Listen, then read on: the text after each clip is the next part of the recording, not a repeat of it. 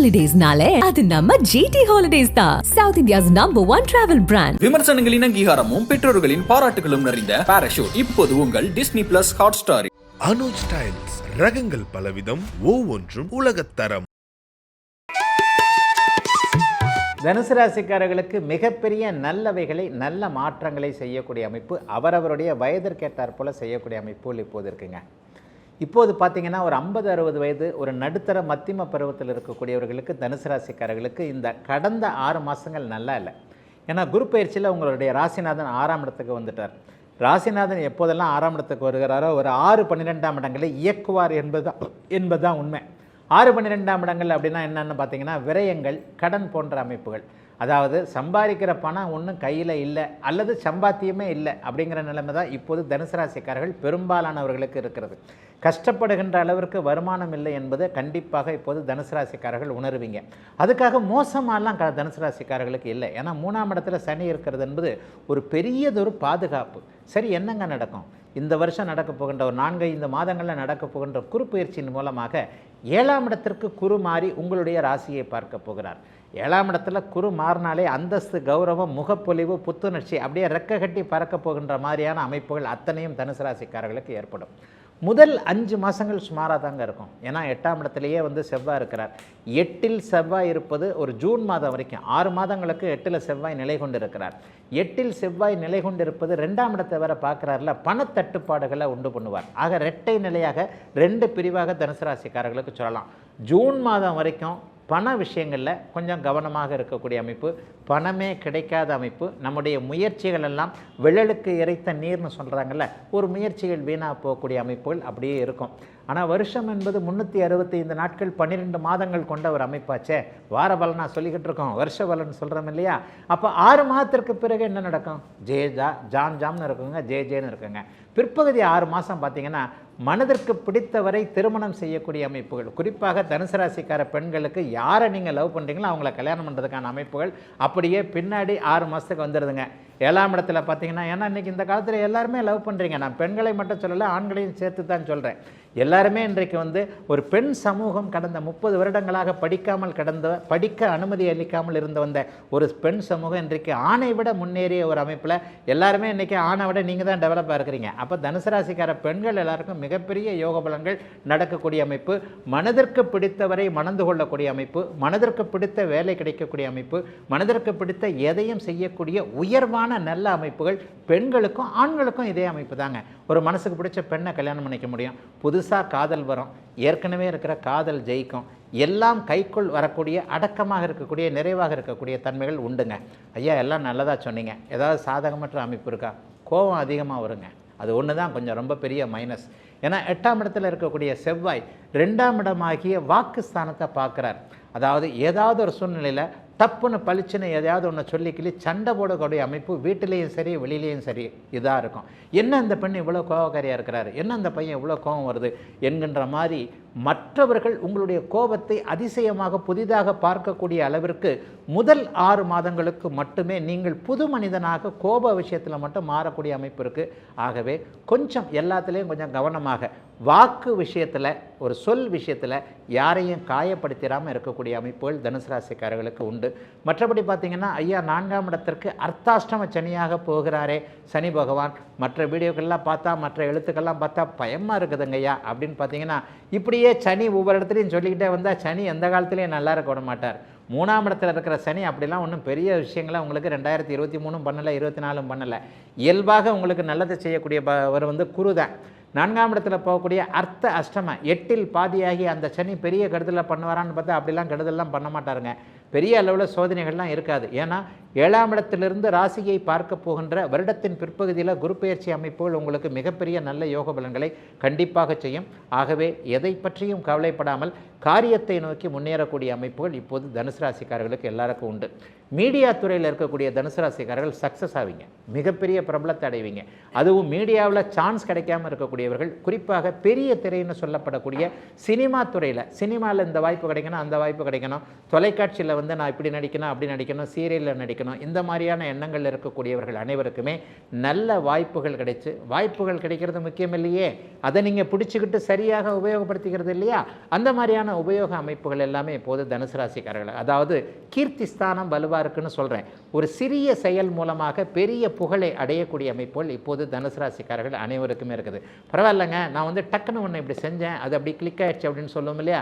இன்றைக்கி தான் யூடியூப்பின் தயவுனால வைரல் என்கின்ற வார்த்தை மிகப்பெரிய வைரலாகவே ஆகிவிட்டதே.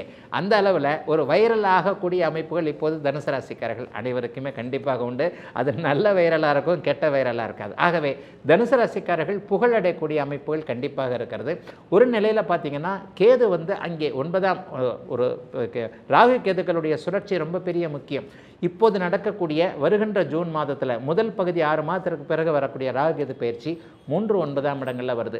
3ஆம் இடத்தில் இருக்கக்கூடிய கேது ராகுவின் அமைப்பினால சகலமும் நல்லதாக இருக்கக்கூடிய தன்மைகள், முயற்சிகள் பலிக்கக்கூடிய தன்மைகள் எல்லாம் உங்களுக்கு நிறைவாக இருக்கக்கூடிய, இப்போது நான் சொன்ன கீர்த்தி அமைப்பை அதில் தான் சொல்கிறேன். 3ஆம் இடத்துல ராகு கேதுக்கள் இருந்தாலே புகழ் அடையக்கூடிய தன்மைகள் உண்டு. ஆஃபீஸில் கூட பார்த்தீங்கன்னா இவராக இப்படி செஞ்சார் அப்படிங்கிற அளவிற்கு உங்களுடைய ஒரு தனித்துவமான புத்திசாலித்தனம் வெளிப்பட்டு, அடாடா இதுக்கு முன்னாடி இவ்வளோ திறமைகளை எப்படி ஒழிச்சு வச்சுருந்தாருன்னு தெரியலையே, இன்றைக்கி திடீர்னு இப்படிப்பட்ட ஒன்று செஞ்சிட்டாரே என்கின்ற மாதிரி அலுவலக அமைப்புகளில், வேலை அமைப்புகளில் இருக்கக்கூடியவர்களுக்கு மேலதிகாரிகளிடமிருந்து பாராட்டுக்கள் வரக்கூடிய தன்மை, முதலாளியிடமிருந்து தனித்துவமான பாராட்டு தன்மைகள் வரக்கூடிய தன்மை என எல்லா இடத்துலையும் உங்களுடைய திறமைகளை நிரூபிக்கக்கூடிய வாய்ப்புகள் கிடைக்கும். இன்னொன்று சொல்லணும்னா, அந்த பாட்டு பரதம் போன்ற அமைப்புகளில் கலை சார்ந்த அமைப்புகள் இருக்கக்கூடிய அத்தனை தனுசு ராசிக்காரர்களுக்கும் யோக பலன்கள் நடக்கும். ஆக வியாபார பெருமக்களாக இருக்கட்டும், தொழில் பெருமக்களாக இருக்கட்டும், வேலை செய்கிறவங்களாக இருக்கட்டும், அப்படி ஒன்றும் பெரிய சாதகமற்ற தன்மைகள் இருக்காது. உண்மையை சொல்லப்போனால் ஜூன் மாதத்திற்கு பிறகு இருக்கக்கூடிய 2ஆம் பகுதி அமைப்புகளில் தனுசு ராசிக்காரர்கள் சிறப்பாக இருப்பீர்கள் என்பதுதான் உண்மை. ரொம்பவே சிறப்பாக சொன்னீங்கய்யா. அடுத்தபடியாக மகர ராசிக்காரர்களுக்கு இந்த புத்தாண்டு எப்படி அமைய போகுது? மகர ராசிக்காரர்களுக்கு மிகப்பெரிய யோக பலன்கள் கண்டிப்பாக இருக்குதுங்க. இதில் என்ன ஒன்றும் தெரியுங்களா, சனி விட்டு விலகுது. மகர ராசிக்காரர்களுக்கு கிட்டத்தட்ட 7.5 வருஷம் 7.5 சனியாக இருந்து கொண்டிருந்த கடந்த 7.5 வருஷம், அதுலேயும் குறிப்பாக திருவோணம் நட்சத்திரக்காரர்கள், உத்திராட நட்சத்திரக்காரர்கள், அவிட்ட நட்சத்திரக்காரர்கள் 2020, 21, 22 போட்டு படுமையான அமைப்புகள்லாம் இருந்தது இல்லையா. 7.5 சனியில் ஜென்மச்சனி அமைப்புகள் மகர ராசிக்காரர்களை படுத்தி எடுத்துருச்சு. போன வருஷம் கொஞ்சம் பரவாயில்ல, ஏதோ கடவுள் கண்ணை காட்டினாரையா, தப்பிச்சம் பிடிச்சோம்னு சொல்லிட்டு கொஞ்சம் ஒரு மாதிரியாக இருக்கிறீங்க. இந்த மாதிரியான 7.5 சனி என்கின்ற கடுமையான அரக்க அமைப்புகளிலிருந்து துன்பங்களை அனுபவித்து கொண்டிருந்த, போன வருஷம் மட்டும் கொஞ்சம் பரவாயில்லாமல் நன்மைகள் இருந்தவங்க முற்றிலுமாக 7.5 சனி விலகக்கூடிய அமைப்புகள் இப்போது மகர ராசிக்காரர்களுக்கு இருக்குது. மார்ச் மாதம் கடைசி வாரம் உங்களுக்கு 7.5 சனி விலகுகிறது. அதுக்கப்புறம் கிட்டத்தட்ட 27.5 வருஷம் உங்களுக்கு 7.5 சனி வராது. இதுவே ஒரு பெரிய அமைப்பு இல்லையா.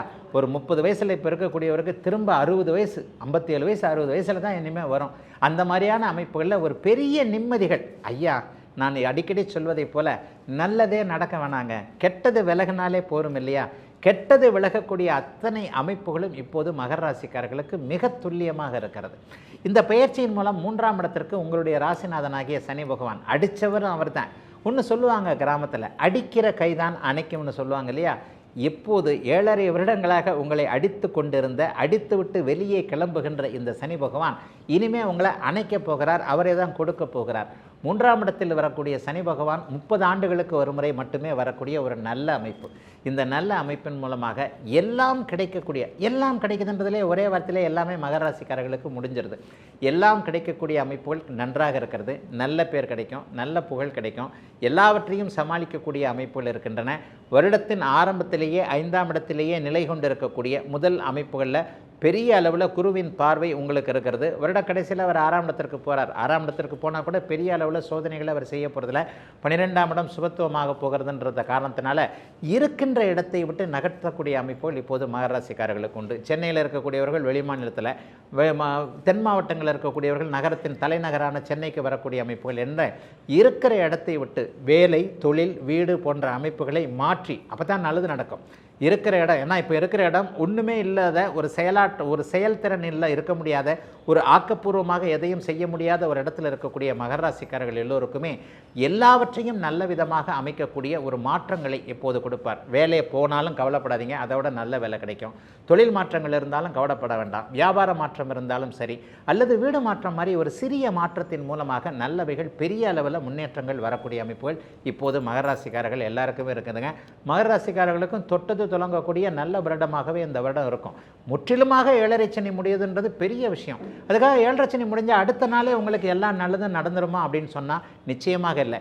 இன்னொரு ரகசியத்தை கூட போட்டு உடைக்கலாம். 2025 விட 2026 நல்லாயிருக்கும். ஆனால் அதுக்காக 2026 உடனே ஜம்ப் ஆகி போயிட முடியாது இல்லையா? 2025 மெதுமெதுவாக கடந்த பிறப்பு தானே 2026க்கு போகணும்.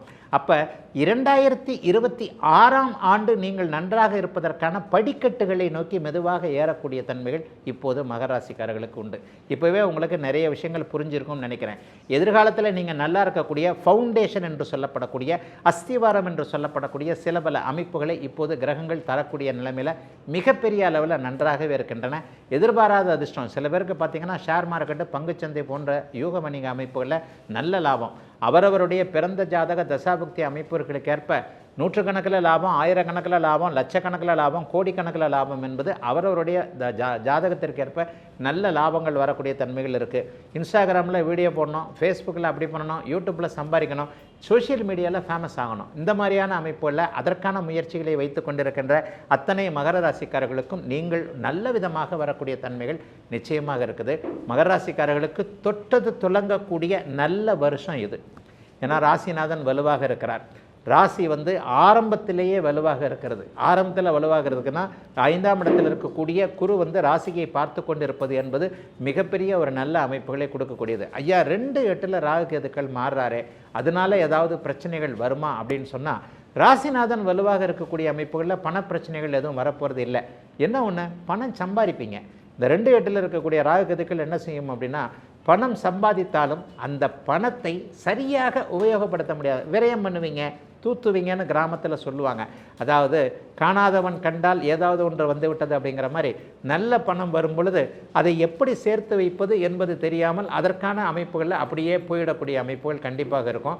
ஆகவே என்ன வருமுன் சொல்வது தானே ஜோசியம். அந்த அமைப்பின் அடிப்படையில் நீங்கள் என்ன பண்ணணும் அப்படின்னு சொன்னால், வரக்கூடிய ஒரு பணத்தை வீடு வாங்குறதோ, வாகனம் வாங்குறதோ, ஒரு காடு வாங்குறதுன்னு சொல்லுவாங்க, நிலம் வாங்குவதோ என்பது மாதிரியான ஒரு நல்ல வகை அமைப்புகளில் பணத்தை செலவு பண்ண வேண்டியது அவசியமாக மகர ராசிக்காரர்களுக்கு இருக்கக்கூடிய தன்மை. இளைய பருவத்தினருக்கு நல்ல வேலை கிடைக்கும். வெளிநாடு வெளிமாநிலம் போன்ற தூர அமைப்புகள் ஜூன் மாதத்திற்கு பிறகு சக்ஸஸ் ஆகும்.